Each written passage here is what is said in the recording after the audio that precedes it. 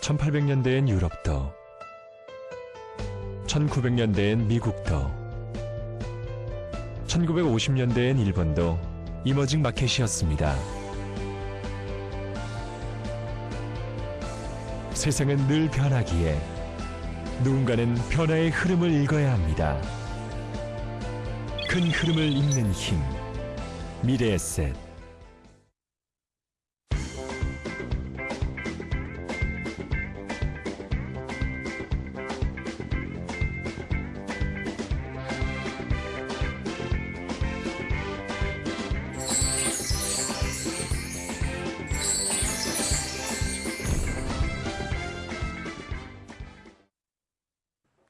네, 시청자 여러분 안녕하세요. 슬기로운 펀드 생활의 전지원입니다. 내일부터 긴 설 연휴가 시작이 됩니다. 고향 내려가시는 분들 많으시죠? 아마 오늘 내려가시는 분들도 많이 계실 것 같고 또 내일 내려가시는 분들도 계실 것 같습니다. 오늘 아예 출근 안 하신 분들도 좀 많이 계시지 않을까요? 설 조심히 고향길 다녀오시고요. 다녀오셔서 저희에게도 고향길 다녀오신 얘기 좀 해주세요. 게시판에 글도 좀 올려주시고 저희 프로그램 보시면서 댓글 참여해 주시면 좋을 것 같습니다. 혹시 아나요? 참여해 주신 분들께 저희 PD가 또 상품이라도 드릴지. 네, 아무튼 고향길 조심해서 잘 다녀오시고 그리고 새해 복 다시 한번 많이 받으시길 바랍니다. 자, 오늘도 어떤 얘기를 나눌까 기대가 되는데요. 같이 말씀 나누실 분 모셔보도록 하죠. 미래에셋 자산운용 마케팅본부의 진동희 과장 자리 함께 하셨습니다. 안녕하세요, 과장님. 안녕하십니까. 네, 과장님 어디 가세요? 가지는 않고요. 네. 목소리를 들어보니까 설날 하루 이틀 만에 빨리 감기 나으시고 그다음에 네. 좀 진정한 설 연휴를 좀 즐기셔야 될 것 같습니다. 네, 참 제가 지난주에 나와서 돌아오겠습니다 말씀을 드렸는데 약속을 지켜드리지 못해서 네, 너무 죄송합니다. 근데 네. 몸은 많이 좋아졌는데 네. 목소리가 조금 이래서 예. 네, 시청자 여러분들께 참 죄송하네요. 근데 여전히 좋습니다. 네, 꼭 나와서 다음 주에는 돌아오도록 하겠습니다. 자, 오늘 이제 2월의 첫 시간인데요. 네. 오늘은 어떤 말씀 주실까요? 이번 시간에는 저희가 그 펀드 하나를 소개를 해드리려고 합니다. 장기 성장 리서치라는 펀드인데요. 네. 저희 우리 회사에서 미래에셋 자산운용에서 참 오래간만에 나온 펀드이기도 하지만 저희가 굉장히 또 주목하고 있는 펀드이기도 합니다. 그래서 오늘 이 펀드 말씀을 드리고요. 제가 그 전에 먼저 드릴 말씀이 하나 있습니다. 네. 제가 재미있는 얘기를 하나 준비를 해왔는데요. 99도와 1도의 차이를 혹시 아십니까?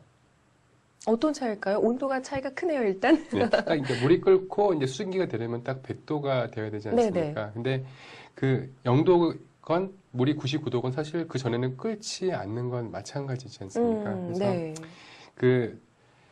만약 100도까지 도달을 하기 위해서 0부터 99까지 해서 노력으로 따진다면은 0에서 1까지 노력한 사람이 있을 거고 98, 99까지 노력을 한 사람이 있겠죠. 그래서 이제 100도가 돼야 이제 물이 수증기가 돼서 날아갈 수가 있는데 99까지 노력을 했다가 단순히 1도까지만의 노력이 덜해서 다른 0도나 1도밖에 노력을 하지 않은 사람하고 똑같이 비교가 된다면 굉장히 또 억울하지 않습니까? 네. 그래서 10년이 되어서 내가 노력한 만큼 돌아오지 않는 경우도 많았을 거고 지나간 해에서요. 네네. 그래서 여러 가지 좀 안타까운 일들도 있을 수 있지만 이번 연도에는 조금만 더 노력하면은 곧 100도가 되겠다는 생각으로 한번 더 마음을 가다듬는 게 좋지 않을까 해서요. 이 얘기를 준비를 해봤습니다. 네. 박수를 쳐드리고 싶습니다. 와, 훌륭한 말씀을 해주셨어요. 사실, 그래요. 제가 노력한 그 지금의 수준이 15도인지 58도인지 정말 그야말로 98도, 99도, 1도만 노력하면 되는지 사실 그거를 몰라서 좀 답답하거나 포기하게 되는 경우가 많잖아요. 그렇죠. 미래는 아무도 알 수는 없지만 노력하다 보면 어쨌든 내가 노력한 만큼의 성과는 분명히 나오게 돼 있다고 믿음을 가지고 노력을 한다면 더 좋은 결과를 얻을 수가 있겠죠. 네. 펀드 수익률도 마찬가지인 것 같습니다. 참고 기다리면 참 많이 좋아지는 경우가 많은데 참지를 못해서 안타까운 경우들이 좀 있네요. 자, 근데 오늘 조금 평상시하고 다르게 이 구체적인 상품을 들고 나오셨네요. 네. 어쩐 일이세요? 네. 이 상품이 원래 작년 12월 23일 날 설정이 된 펀드입니다. 그래서 이 펀드 같은 경우는 우리가 항상 얘기를 하지 않습니까? 이 슬기로운 펀드 생활에 사실 가장 중요한 우리가 알리려고 하는 거는 투자가 필요하고 어떻게 투자를 하면 좋은지에 대해서가 당연히 주가 되겠죠. 네. 그래서 투자의 원칙이 항상 말씀을 드리지만 장기 투자와 자산 배분 이런 식으로 많지 않습니까? 근데 이 펀드 자체는 사실 장기 성장 리서치라는 펀드의 이름처럼 우리가 장기 투자하기 굉장히 좋은 펀드여서 소개를 좀 드리려고 이제 들고 나왔습니다. 네. 그러면 본격적으로 소개 말씀을 좀 들어보죠. 네.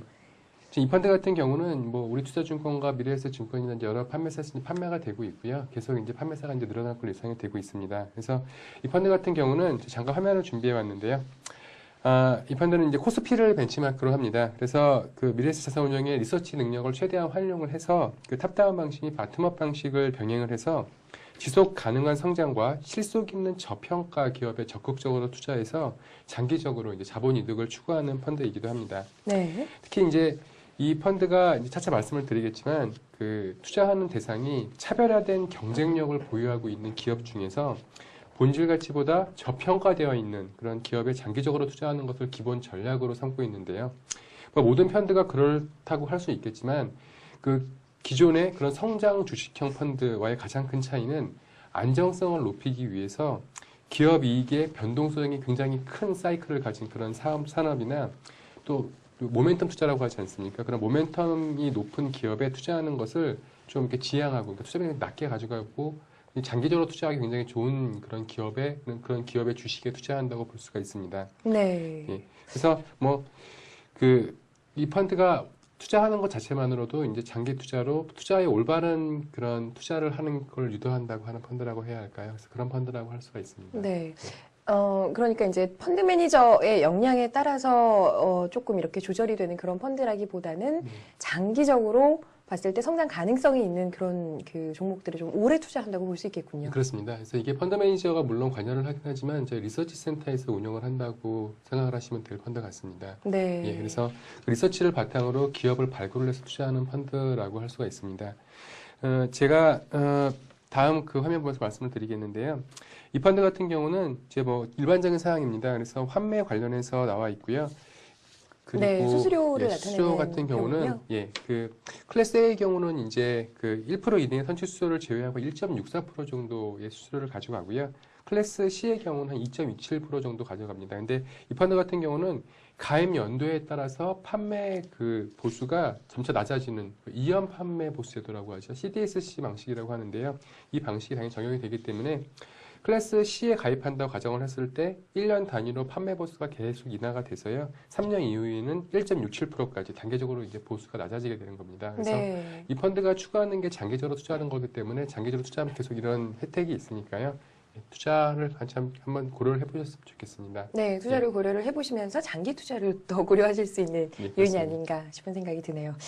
자, 이 장기성장 리서치 펀드 아무래도 이제 기존에 우리가 여러 가지 다뤘던 그리고 흔히 이제 많이 봐왔던 성장형 펀드하고는 아무래도 좀 투자 대상이 다르지 않을까라는 생각이 들어요. 예. 어떤가요? 이 펀드 같은 경우는 기본적으로 성장 가치주라는 그런 기업의 주식에 투자를 하는 펀드라고 생각을 하시면 됩니다. 그래서 네. 성장 가치주의 의미는 기업의 성장성 자체에 가장 큰 의미를 가진다고 생각을 하시면 되겠습니다. 잠깐 화면을 보시면은 이 펀드는 이제 장기성장 리서치 펀드의 이 투자 대상을 정의한 화면입니다. 네. 그래서 투자 대상 같은 경우는 성장하는 산업군에 속하면서 업종 내 경쟁사 대비 차별화된 경쟁력을 보유를 해서 지속적으로 성장이 가능하고 또 보유 자산 및 향후 성장 잠재력을 가진 본질 가치가 아직 시장에 반영되지 않아서 저평가되어 있는 기업들이 투자 대상이라고 할 수 있습니다.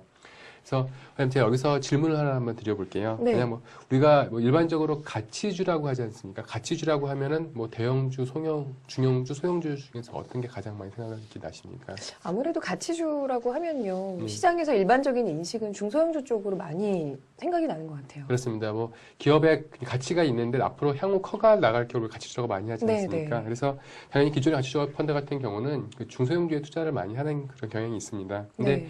그에 반해 뭐 선장형 펀드 같은 경우는 주로 대형주에 투자를 하고 일부 이제 중형주에 투자를 하는 식으로 이제 많이 투자를 하지 않습니까? 네, 근데 네. 제가 이 펀드의 투자 대상은 성장 가치주라고 이제 말씀을 드렸습니다. 네, 그 언뜻 생소해요. 성장도 아니고 가치주도 아니고 모든 네. 거를 두 마리 토끼를 잡는다는 느낌도 드는데. 예, 일단 뭐 성장 가치주라고 하면은 합해놓은 것 같기도 하지만 말은 굉장히 간단합니다. 그래서 우리가 기존에 성장주라고 생각하는 대형주 그리고 중형주 중에서 기업의 본질 가치가 낮게 반영이 돼서 그런 가치주의 성격을 지니고 있는 그런 주식을 찾아서 투자하는 것을 성장 가치주라고 합니다. 근데 네. 여기서 기존의 가치주는 중소형주에서 찾기 때문에 약간 변동성이나 위험이 높았지만 이거는 대형주에서 가치주를 찾는 개념이라고 생각하시면 되겠습니다. 네. 근데 언뜻 설명을 들어보니까요. 예. 부장님께서 조금 전에 이제 이 그림 갖고도 설명을 해주셨잖아요. 성장이 기대되는 업종 안에서도 경쟁사, 그런 업종에 속해 있어야 되고 그 업종 안에서 경쟁사보다 차별화된 경쟁력을 갖고 있어야 되며 지속 가능해야 되고 그 중에서도 성장 잠재력에 비해서 주가 수준은 할인돼 있어야 된다라는 예. 조건은 굉장히 좋은데 예. 이런 종목들이 많이 있을까라는 생각이 들어요. 네, 예를 들면은 좀 예. 어떤 예를 하나 내용이 들어드리면 있을까요? 그러니까 신수종 사업이라고 혹시 들어보셨습니까? 네, 많이 예. 요즘 들어서 많이 들어본 것 같아요. 예. 사실 그 신수종이라는 단어의 의미는 그 새로운 나무의 종류라는 의미입니다. 네. 예, 그래서 신수종 사업이라고 하면은 사실 미래 산업을 이끌어 갈 수 있을 정도로 새롭게 키워 나갈 수 있는 유망한 산업을 이제 신수종 사업이라고 이제 한다고 할 수가 있습니다. 네, 그래서 나무 수종 사업이 아니고요.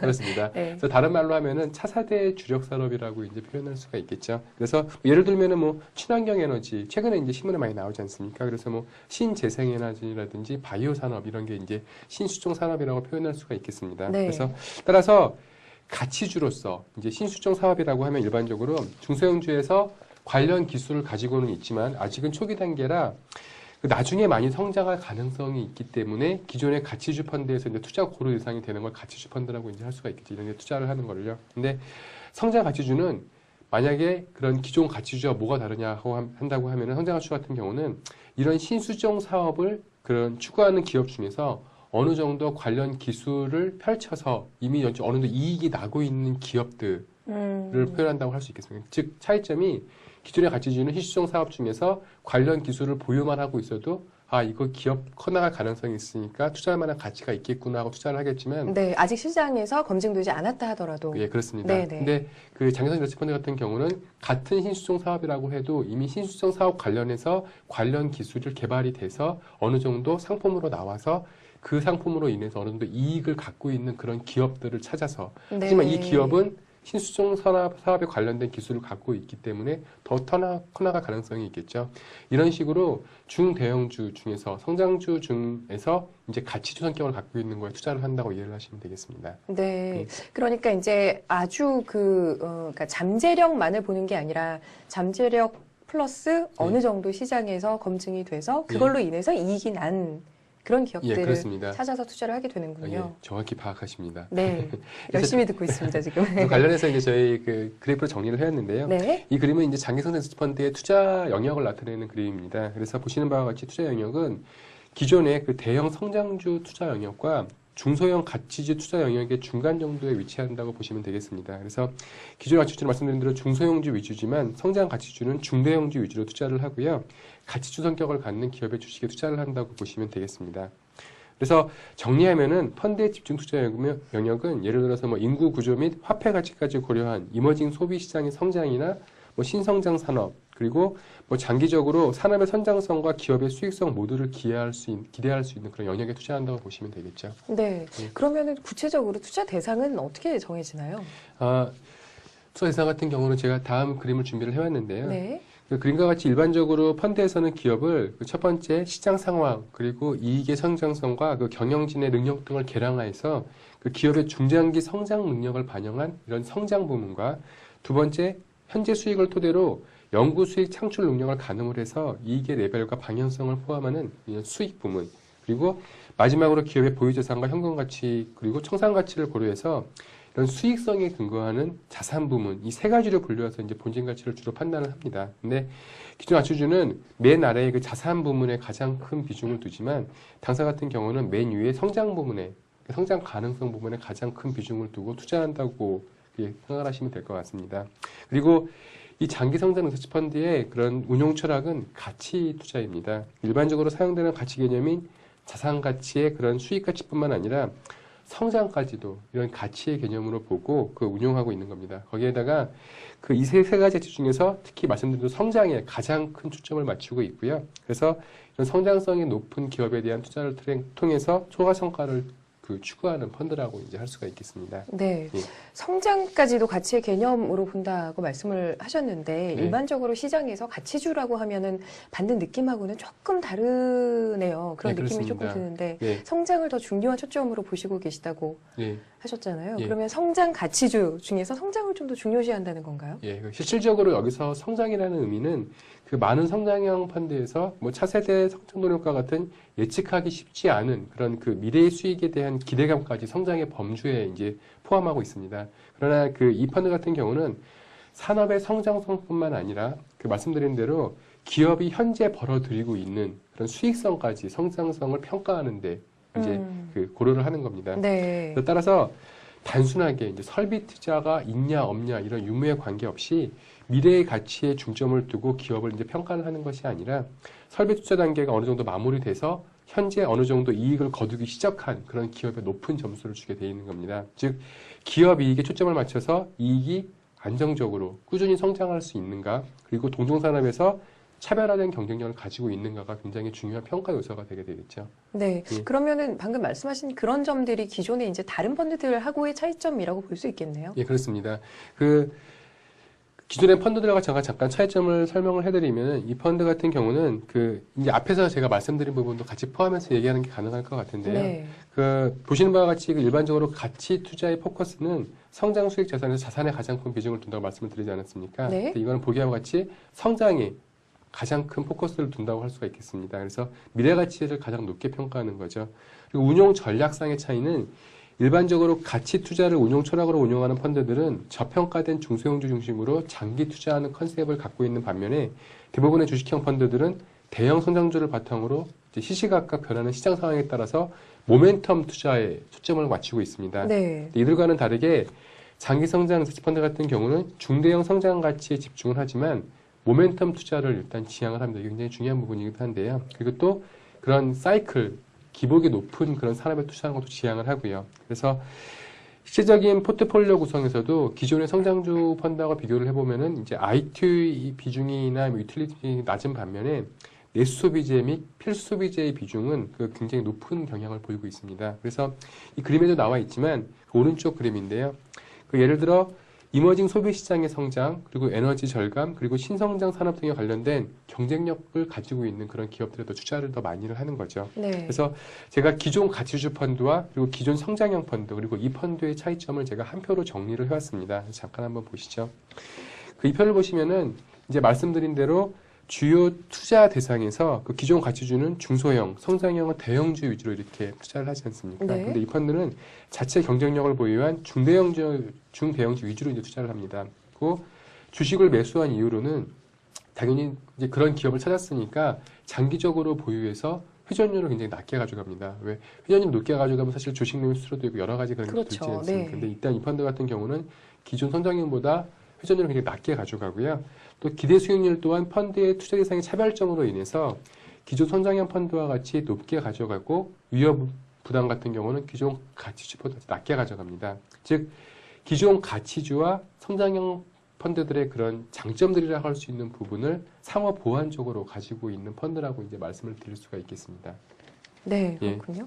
말씀하신 내용을 들어보니까 이제 앞서서 중요한 부분이라고 말씀을 하셨는데 모멘텀 투자를 지향하고 또 사이클이 높은 산업에 투자하지 않고 네. 그리고 이제 방금 말씀하신 것처럼 매매 회전율도 높지 않다고 하면 예. 어느 정도 일정 정도의 그런 평균적인 수익률이라든가 펀드에 큰 변화는 없을 것 같다는 생각이 드네요. 타 펀드 대비해서는 이제 회전율이 낮고 그러니까 당연히 펀드 내에 주식의 변화도 되게 적을 거고요. 장기적으로 이제 보유하기 굉장히 좋은 종목 네. 펀드라고 할 수가 있겠죠. 네. 그러면 아무래도 이제 이 펀드에 관심을 가지시면 좋으실 만한 그런 고객분들은 어떤 분들이실까요? 대부분의 고객들은 제가 항상 우리가 이렇게 말씀을 드리지만 단기적으로 뭐 2, 3개월 보고 뭐 길게는 뭐 6개월만 보고 투자하시는 분들이 있는데요. 이렇게 단기적으로 큰 성과를 바라고 하시는 고객들한테는 적합하지 않은 펀드입니다. 네. 그래서 목표로 이렇게 삼을 수 있는 투자자는 안정적인 수익을 추구하면서 한 2, 3년 정도 투자 기간이 확보될 수 있는 투자자라고 할 수 있겠습니다. 왜냐하면 이 펀드는 말씀드렸던 바와 같이 모멘텀 투자를 지향을 하고 이런 매매 타이밍을 잡아서 성과를 올리기보다는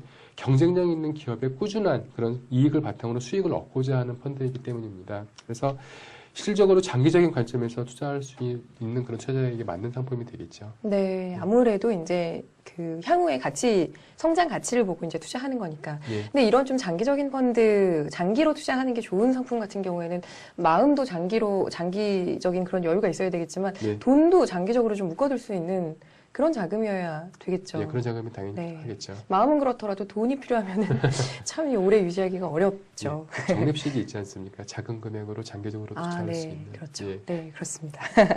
자, 그러면 지금까지 이제 어떤 업종들의 이제 그 종목들이 좀 편입이 되고 어떤 분야의 그런 종목들이 좀 관심이 있다라고 말씀을 해주셨는데 네. 실제로 편입되는 종목들의 포트폴리오 어떻게 구성이 되나요? 네, 그 액츄얼 포트폴리오라고 실제 보유하고 종목들 같은 경우는 그 리서치를 먼저 통합니다. 그래서 모든 리서치를 기업 방문을 하던 산업을 보던 해서 리서치를 통해서 그 리서치 이제 그 결과에 대해서 점수를 매기죠.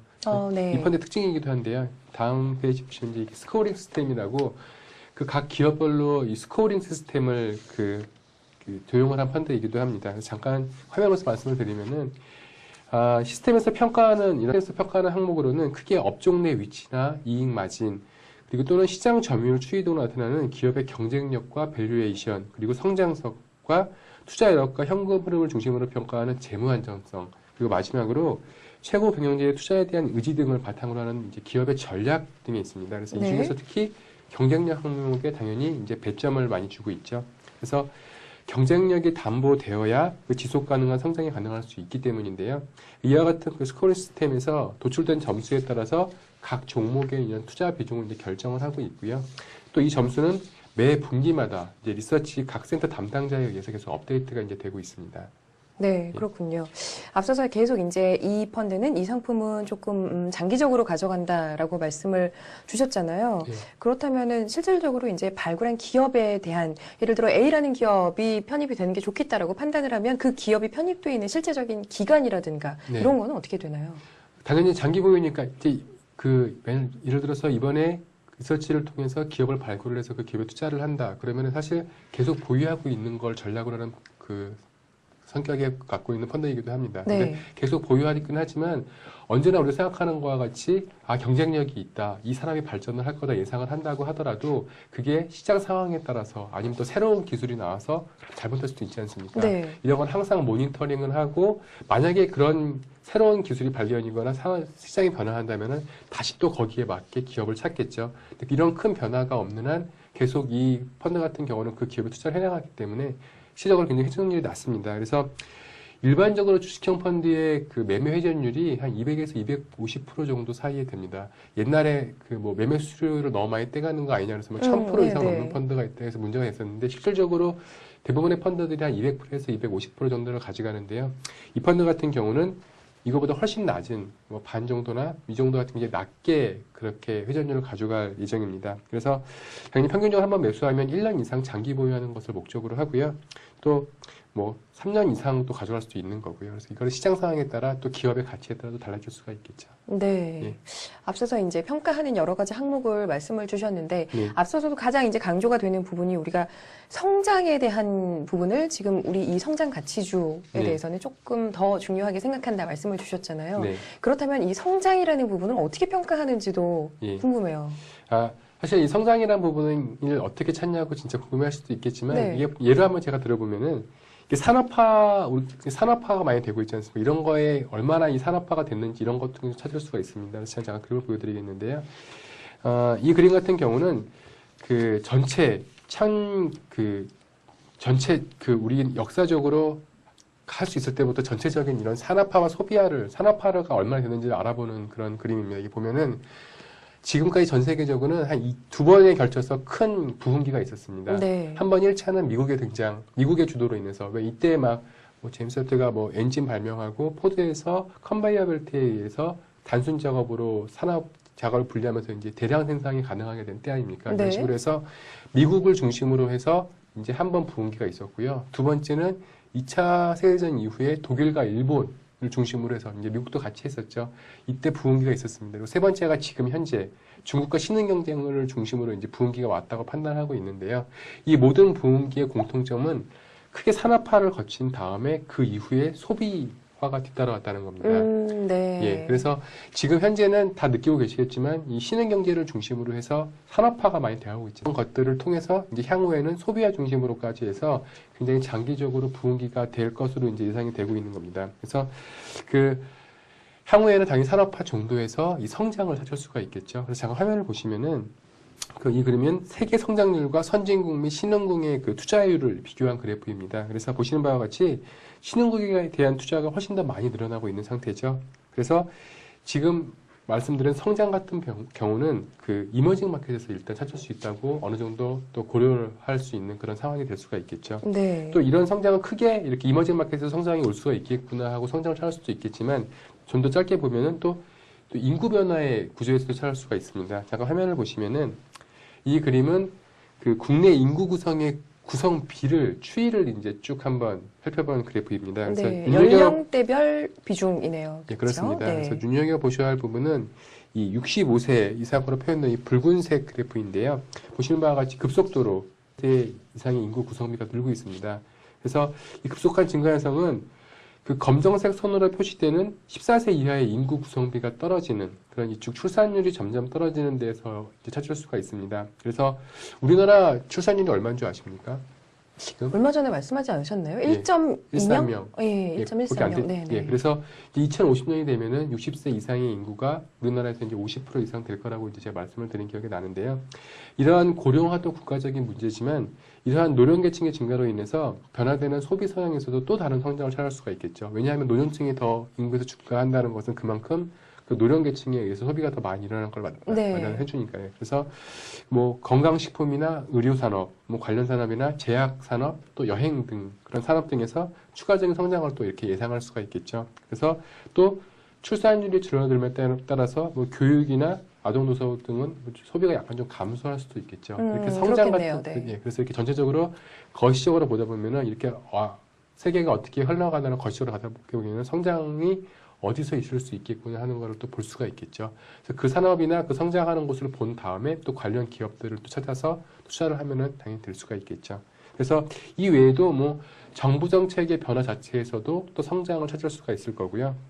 또 최근 각국에서 뭐 에너지 절감이나 또 관련 산업의 성장을 촉진시키기 위해서 또 굉장히 많은 변화가 있지 않습니까? 그래서 뭐 보조금이나 세금 감면 등 혜택도 주고 있고요. 그래서 전기 자동차 또는 2차 산업, 2차 전지 산업 같은 데서 성장을 찾을 수가 있겠죠. 그래서 그 뭐 자동차에서 움직이는 전조등이나 뭐 우리가 집에서 하는 뭐 굉장히 새로운 개념의 슈퍼라든지 뭐 여러 가지 뭐 기능이 있지 않습니까? 네. 특히 뭐 자동차에서는 뭐 크루즈 기능도 생기게 되고 뭐 이렇게 차체 화면에 이렇게 화면이 내비게이션 자체가 뜨는 것도 찾을 수 있고 이런 데서 점차 편의를 중시하는 데에서도 또 소비 성장을 찾을 수가 있겠죠. 그래서 사실 이런 성장 같은 경우는 우리가 잘 변화가 생각보다 느리게 진행되는 것 같아서 잘 느끼지 못하는 것도 있는 굉장히 많은 찾을 수 있지만 네. 이런 변화는 생각보다 전체적으로 보면 굉장히 많은 어떤 큰 흐름을 가지고 빨리 변화한다고 할 수가 있겠죠. 그래서 이런 데 성장을 찾을 수가 있겠다고 찾을 수가 있겠습니다. 네. 약간 다른 얘기일 수도 있지만 최근 들어서 요 한 1, 2년 사이에 스마트폰이 급속히 발달을 하면서 거기에 따르는 여러 가지 산업들이 정말 놀랄 만큼 변화를 겪고 예, 있잖아요. 그렇습니다. 그래서 그런 앱이 분야가 발견을 하고 관련 프로그래밍 하는 것도 당연히 성장을 발견할 수가 있겠죠. 그래서 그렇게 네. 이렇게 변화하고 또 이렇게 급속하게 바뀌는 곳에서 우리가 또 성장을 찾을 수 있다고 할 수가 있겠죠. 네. 예. 자, 여러 가지 많은 말씀을 해 주셨는데, 네. 일단 오늘 이제 어떤 이 장기 성장 리서치 펀드 말씀을 해 주셨는데, 평소에 조금 궁금하던 사항이긴 해요. 예. 과장님께서 개인적으로 아무래도 이런 이제 펀드 상품 여러 가지를 많이 알고 계시잖아요. 네. 개인적으로 좋은 펀드가 도대체 뭐라고 생각하세요? 예. 마지막으로 시간이 얼마 없지만 조금 간단하게 말씀을 드릴게요. 대부분 투자를 하실 때 이렇게 수익률을 많이 보시지 않습니까? 네. 단순히 근데 수익률만 높은 펀드가 좋다고 생각을 하지는 않습니다. 최근에 역사적으로 뭐 긴 좋은 수익률을 내왔다 하더라도 단기적으로 무너지게 되면은 현재를 기준으로 봤을 때는 다 각각 달라지게 되죠. 그래서 진짜 좋은 펀드라고 하면은 장기적으로 꾸준하게 뭐 중간 이상의 중상 정도 이상의 수익률을 꾸준히 내온 펀드가 가장 좋은 펀드라고 할 수가 있습니다. 최근에 뭐 수익률을 보고 이 펀드가 좋구나 하고 막상 들어가면 그 펀드가 최근에만 좋았던 거지 또 과거에는 안 좋을 수도 있지 않습니까? 네. 어느 펀드든 투자하는 그런 기업의 주식의 가치에 따라서 갑자기 좋아질 수도 있고 나빠질 수도 있습니다. 따라서 펀드 선택을 하실 때는 장기적으로 좋은 수익률을 내왔냐, 그리고 그 운용하는 회사가 어떤 그 가능성이나 어떤 그 얼마나 많이 크게 운용을 하느냐 이런 여러 가지 요소를 한번 고려해 보는 것도 굉장히 좋을 수가 있겠죠. 네. 나중에 우리 특집으로 한번 과장님께서 실질적으로 어떤 펀드를 어떻게 고르시는지 한번 우리 이 오프라인에 예. 한번 방청객 우리 시청자분들을 모시고 예. 방담 형식으로 한번 자유로운 솔직히 말씀을 토킹을 한번 드리고 해봤으면 싶습니다. 네. 근데 이게 또 방송이다 보니까. 예, 방송이다 보고 또 제가 또 투자하는 거가 또 말씀을 드리면은 또 이게 들으시는 분들은 또 이게 편파적으로 이게 이것만 투자해야 되겠다던가 아니면 요게 좋은 거구나 하고 그 고정관념이 생기실까 봐 제가 말씀을 못 드리지만 사실 기본적으로 모든 운용회사는 좋은 펀드를 가지고 있고 또 펀드의 성과를 위해 노력을 하고 있습니다. 단지 그 운용회사의 가능성이나 그 펀드가 얼마나 장기적으로 운영이 되었고 얼마나 좋게 성과를 유지해낼 수 있는 거는 향후 과거가 모든 것을 말해주는 것은 아니지만 과거가 잘했으면 향후에도 잘할 가능성이 많기 때문에 네. 거기에 하는 거니까요. 그런 걸 좀 고려하시면 좋을 것 같습니다. 네, 아무래도 이제 말씀하신 대로 저희가 미래에셋이라는 브랜드를 달고 있고 또 여러분들께서 보시는 방송이다 보니까 조금 말씀하신 대로 편파적으로 들릴 수 있기 때문에 저희가 항상 말씀을 드리지만 꼭 오늘 이 상품을 다뤘기 때문에 그리고 저희가 이 미래에셋이라는 방송이기 때문에 이런 말씀을 제가 여쭤본 건 아니고요. 예, 정말 평소에 궁금해서 또 뭐 계속 들으면 좋은 얘기이기 때문에 시간이 없음에도 불구하고 자꾸 이렇게 얘기를 하고 있습니다. 자, 빠르게 이제 퀴즈로 가볼게요. 지난번에 술번생 쪽지시험 지난주 퀴즈 문제 그리고 정답 소개해 주세요. 네, 그 지난주 문제는 OX 문제였었죠. 네. 그래서 문제는 적립식 투자는 주가가 낮을 때 더 많이 매입하게 되고 주가가 높을 때 더 적게 매입하게 되는 즉 저점에서 매입하여 고점에서 매도하는 효과와 비슷한 간접적인 효과를 누릴 수 있다. 이 문장이 맞을까요? 틀릴까요? 다 문제였었죠. 네, 정답은요? 맞죠? 네, 정답은 1번 5가 되겠습니다. 지난주에 빨간색으로 표시했다 그랬더니 이번 주는 초록색으로 저희 CG가 표시가 됐네요. 자, OX 문제라서 그런지 많은 분들이 참여를 해주셨어요. 이 중에서 정답 맞춰주신 분들 중에서 3분 추첨했습니다. 닉네임 하늘천사 오세오세 페트로 라는 닉네임 쓰시는 3분 추첨했습니다. 저희가 경제 관련돼서 상품으로 보내드리도록 하겠습니다. 자, 이번 주 문제는 어떤 문제일까요, 과장님? 오늘의 문제도 OX 문제입니다. 아, 네. 문제는 다음과 같습니다. 그 미래에셋 장기 성장 리서치 펀드는 주로 모멘텀 투자를 통하여 장기적인 자본 이득을 얻기 위해 노력한다. 이 문장이 맞을까요, 틀릴까요가 오늘의 문제입니다. 네, 맞을까요? 틀릴까요? 맞으면 1번 동그라미, 틀리면 2번 X를 선택해 주시면 되겠습니다. 퀴즈에 참여해 주시는 방법은 저희 슬기로운 펀드 생활 다시 보기를 보시면 아실 수가 있겠습니다. 많은 분들의 참여를 부탁을 드리도록 하겠습니다. 자, 오늘 슬기로운 펀드 생활은 여기서 이만 인사를 드려야 될 것 같은데요. 과장님과는 또 여기서 인사를 드려야 되겠네요. 설 연휴 잘 보내시고요. 다음 주에 건강한 모습으로 다시 뵙겠습니다. 새해 복 많이 받으십시오. 새해 복 많이 받으시고 다음 주에 뵙겠습니다. 네. 네, 우리 시청자 여러분들께서도요, 설 연휴 동안에 가족분들과 좋은 시간 보내시고, 떡국도 많이 드시고요, 맛있는 음식 많이 드시고, 다음 주 화요일 오전 8시 30분에 저희 미디어 사이트로 다시 찾아와 주시기 바라겠습니다. 다음 주 화요일에 뵙겠습니다. 고맙습니다.